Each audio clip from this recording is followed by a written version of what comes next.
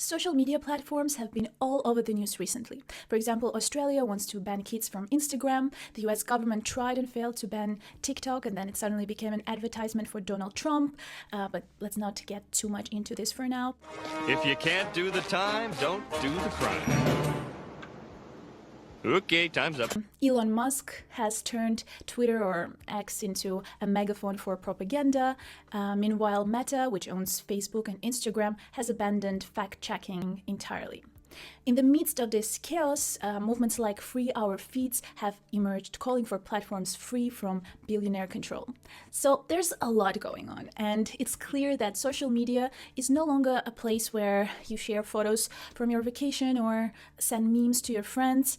It's an immensely influential tool that shapes politics, culture, and society.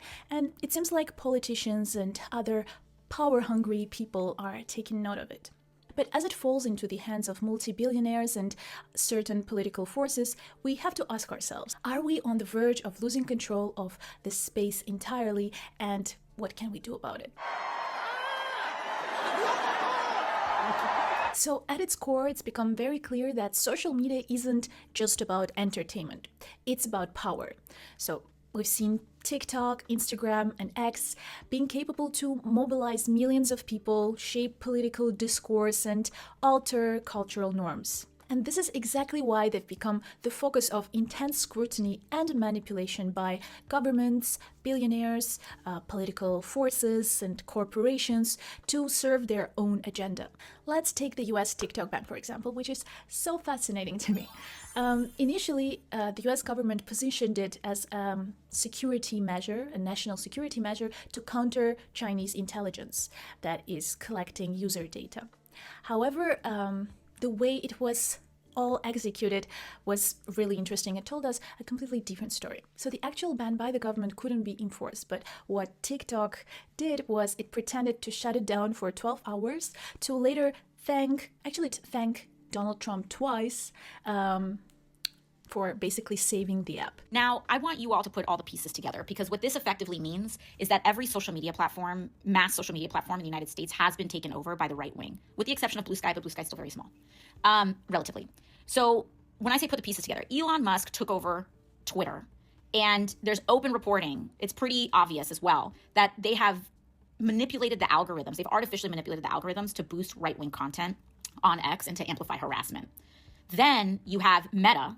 So you have Mark Zuckerberg, and I know we're on Instagram right now, saying that they're basically also bending the knee to Trump with their changes to fact-checking, regardless on how effective that was in the first place. It's an open signal.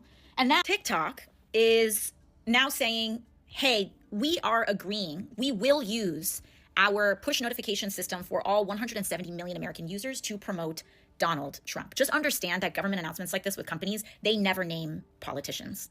They will usually name law or policy. TikTok is making an explicit agreement to do this. And if I were a betting person, they probably are making a deal with Donald Trump to not just use these push notifications. They probably would consider algorithmic changes, which is ironic because the time when people voted for the TikTok ban, there was a lot, it was in the environment, was because there was a lot of pro-Palestinian content. And that argument was being used as being somehow anti-American, which, you know, human rights, I guess supporting human rights is somehow bad. By doing so, it positioned itself as a right-wing ally, and many suspect that TikTok now has been co-opted by the right wing in the US. But let's look at the nature of the ban itself. Why was it even so important to ban TikTok? TikTok has had undeniable global impact in the past few years. It has helped to raise voices of activists for Palestine, for example. It has fueled climate change movements. It has shed light on societal inequalities and so many other issues that are going on in the world. This makes TikTok incredibly empowering yet threatening, and it explains why the governments worldwide are trying to tame it. Now, let's go back to Chinese interference and all that stuff. Let's take a look at Tmall, which is another Chinese-owned app that collects vast amounts of user data. Unlike TikTok, no one is planning to ban Tmall for now. And this is because it's not a tool for mobilizing political discourse. So the first point that I wanted to make here is pretty clear. Social media scrutiny is not just about privacy and other issues. It's mostly about controlling narratives, because it has become this incredibly powerful tool that can mobilize, empower, and amplify voices. This one's for the mums and dads. The situation in Australia highlights a different dimension of this debate, the cultural and societal impact that social media has on our society. The Australian government is basically proposing to ban kids under 16 from using social media platforms like Instagram, citing direct correlation between social media use and mental health issues. The problem that a lot of people are mentioning is that banning social media outright might not be as effective as it might seem, just like we've seen with many other attempts to ban things like abortion or drugs. It might not always work the way we want it, because banning something might bring people into the shadows, and kids might start going to unregulated platforms or using VPN to bypass the ban. So it's really hard to predict how effective it will be and whether it will be effective at all. The deeper issue here is that teens are turning to social media because a lot of offline spaces where they could connect and be creative are disappearing. School budgets are being cut, youth programs are underfunded all over the world, and this leaves kids with very few meaningful ways to connect. The key here is to address the root cause, which is the societal failure to create spaces where young people can thrive outside of screens. And the reason why I'm bringing all of this up in the context of this video is to make the following point. Social media has immense cultural and societal power. This has been extremely evident in the past years, but what has changed now is that governments are taking measures to control the influence of the platforms. Social media tycoons should be held responsible in their algorithms poison our society. Now, recently we've seen a lot of examples of different forces trying to take control and politically weaponize social media. For example, under Elon Musk, that name makes me shiver. Ew! Anyway, under that guy, X has become a playground for conspiracy theories, hate speech, bot accounts, all that stuff. And of course, Elon Musk himself is regularly blessing us with right-wing endorsement, for example, supporting AfD in Germany, which isn't so surprising coming from a guy who was raised during apartheid in South Africa. But anyway, Meta isn't far behind. Zuckerberg has announced that its company will replace independent fact-checking with crowdsourced community notes, just like we have it already in X. Finally, we're going to work with President Trump to push back on governments around the world that are going after American companies and pushing to censor more.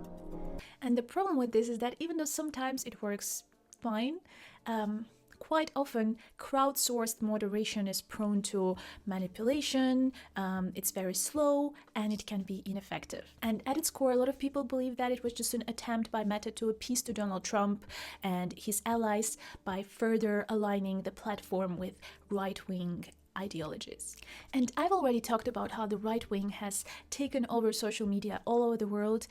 You can check my video if you want to. But the problem with this type of decisions, like the one by Meta, is that they benefit the erosion of truth and accountability. They lead to the widespread of conspiracy theories, fear-mongering, disinformation, just like we've seen worldwide. And of course, the deeper issue here isn't just about individual platforms, but it's about who controls them. When billionaires like Musk and Zuckerberg control these platforms, they wield immense power over public discourse. And this can be incredibly dangerous when these billionaires have very specific agendas on their mind. That's why there are campaigns like Free Our Feeds calling for an alternative social media platform without billionaire control. But this raises a question: what could be a good alternative? And this question became especially important in the past weeks, since a lot of people decided to boycott Twitter, Meta, Amazon, and other companies. Some suggested alternatives like Blue Sky, which I'm trying out myself. Others suggest EU alternatives, for example, Mastodon. I'm also incredibly lucky to be in the EU, where governments regulate platforms more heavily, enforcing transparency rules and limiting monopolies. And even though it's not a perfect system, there's a lot of interference, for example, recently by Moscow in the German elections through Twitter. It still works in the way that the system prevents any individual or company from having total control and monopoly over certain platforms. And of course, at their core, all of these platforms aren't designed for public good.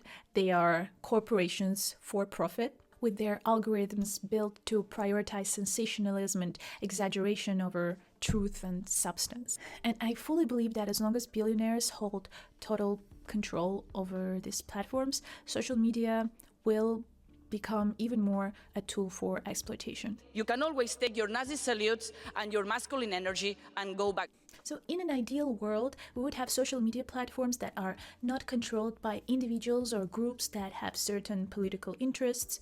They would not contribute to misinformation and manipulation, and they would also not lead to exacerbated mental health issues.